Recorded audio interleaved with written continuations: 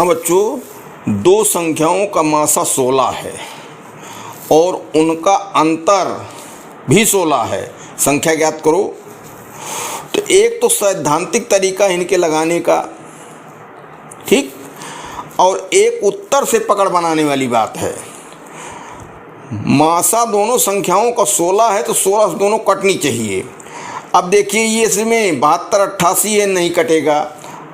80 है तो 80 कटेगा, 100 नहीं कटेगा। 96 है, 16 छक्का 96, 120 नहीं कटेगा। ये हमारा पहला वाला ऑप्शन हो रहा है 16 चौका 64, 16 पंचे 80, और अंतर क्या है 80 और 64 का, ये हो गया 16। तो यहाँ 16 ये मासा है, मासा बराबर 16, इसलिए दी गई संख्याएं 16 से विभाजित होंगी, ठीक, विभाजित होंगी। तो 64 और 80 का जोड़ा 16 से विभाजित होता है तथा अंतर बराबर 16 है। इसलिए संख्याएं बराबर 64 और 80, 64 और 80, ऑप्शन नंबर ए इसमें सही है। अब कहोगे कैसे लगा दिया गया? देखिए, छोटी संख्याएं हैं और मासा जो होता है वो बड़ी बड़ी संख्या है, सबको काटती है। इसमें बी सी डी वाले ग्रुप में सबको 16 विभाजित नहीं कर पा रही है। मासा का मतलब हो सब में उसका भाग जाए। यही ए वाला विकल्प ऐसा है कि 16 से विभाजित भी हो रही हैं, अंतर भी 16 है, तो यही विकल्प सही है। अब छोटी छोटी संख्याओं में इसी तरह से ये ओरली एक तरीके से मौखिक उत्तर निकालने वाला है। जितना हम लिखे हैं इसमें किसी को लिखने की जरूरत नहीं है, सीधे हम 16 से चेक करेंगे ओरली कि कौन कट रहा है। ये कट रहा है, तुरंत देखिए 16 अंतर, उत्तर आ गया इसी में। ये तो हमने समझाने के लिए इतना लिख दिया, बाकी ये मौखिक क्वेश्चन है। इसमें कहता है दो संख्याओं का लासापा अर्थात लघुत्तम समापवर्त 495 है और मासापा महत्तम समापवर्तक 5 है। उनका योग 100 है संख्याओं का। इन दो संख्याओं के बीच अंतर ज्ञात कीजिए। कहने का मतलब कि दो संख्याएं हैं, उनका महत्तम समापवर्तक जो है वो 5 है और लघुत्तम समापवर्त 495 है और उनका योग 100 है। अब हम ये ओरली इसको नहीं लगा पाए उतना आसानी से, ठीक है। तो चूंकि संख्याएं बड़ी हैं, छोटी संख्याओं में तो मौखिक रूप से सब करना चाहिए, बताएंगे उसको। तो यहाँ क्या किया जाए, अब लिखा जाए लघुत्तम समापवर्त बराबर 495 और महत्तम समापवर्तक बराबर 5 और संख्याओं का योग बराबर 100। अब इसी 100 में तोड़ फोड़ करना है और संख्याओं का अंतर जब देखेंगे तो 10 आएगा। तो हम ऐसा करेंगे कि माना एक संख्या बराबर यक्स, इसलिए दूसरी संख्या बराबर 100 माइनस यक्स, ठीक। अब क्या सूत्र होता है, लघुत्तम समापवर्त गुणे महत्तम समापवर्त बराबर प्रथम संख्या गुणे द्वितीय संख्या।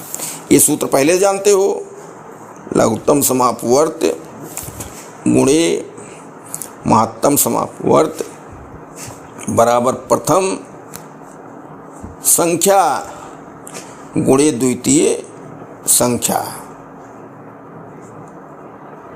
ठीक।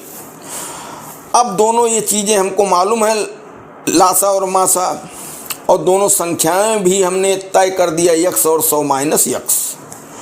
तो अब इसलिए यक्स गुणे 100 माइनस यक्स दोनों संख्याओं का गुणनफल हो गया बराबर 495 गुणे 5। इनको गुणा करेंगे तो 100 यक्स माइनस यक्स स्क्वायर, और इनको गुणा कर लीजिए तो इसमें एक 5 और निकाल लीजिए। ठीक। 5 और निकालने मतलब कुछ हम लोग गुणनखंड पहले ही सेट करेंगे, नहीं चलो ठीक है कर देते हैं। गुणनखंड काट लोगे तो बाद में हैरानी नहीं होगी, ये गुणनखंड में आ रहा है। तो 5 से अगर काटा जाए तो 5 9 45, 4 और 5 9 45 गुणे 5 गुणे 5। अब ये और किससे कटेगा? ये कटेगा 11 से या 3 से, तो 11 9 99, 11 9 गुणे 5 गुणे 5। अब देखिए ये हमारा जो सवाल है, ये ऋण यक्स स्क्वायर धन 100 यक्स बराबर 11 गुणे 9 गुणे 5 गुणे 5। अब यहाँ जो है इसको धनात्मक बदल दो एक्स स्क्वायर को, तो ऋण से गुणा कर दो तो एक्स स्क्वायर ऋण 100 यक्स बराबर, यहाँ भी माइनस हो जाएगा 11 गुणे 9 गुणे 25 से कर लो या 5 कर लो, चलो ठीक है। अब इसको इधर ले आओ तो धन हो जाएगा, तो यक्स स्क्वायर ऋण 100 यक्स प्लस प्लस क्या, हाँ प्लस हो गया 11 गुणे 9 गुणे 5 गुणे 5, इसको रहने दो बराबर 0। अब हमको ऐसा दोनों टुकड़े लेना है कि जिनका माइनस 100 हो। तो इसमें हम कर लें 11 5 55 9 5 45, तो यक्स स्क्वायर ऋण 55 यक्स माइनस 45 यक्स प्लस, इसका गुणा कितना आया था, गुणा कर लो भाई या वैसे रहने दो। तो 55 गुणे 45 बराबर 0, ना गुणा करो, अभी जो है फायदा हमको मिल जाएगा। अब यहाँ मध्य पद का गुणनखंड बना, यक्स कॉमन लिए तो यक्स माइनस 55 माइनस 45 कॉमन ले लो, तो यहाँ क्या बचा, माइनस ले लिए तो ये बाहर माइनस पड़ा तो अंदर ऋण हो जाएगा, तो 45 निकाल लिया तो क्या हुआ, यक्स माइनस 55। ऋण ले लिए हैं तो ब्रैकेट लगने से अंदर का चिन्ह माइनस हो जाएगा। अब गुणनखंड आ गया यक्स माइनस 55 और यक्स माइनस 45 बराबर 0। तो यक्स बराबर क्या हुआ 55 और यक्स बराबर 100 में से घटा दो माइनस 55 बराबर 45।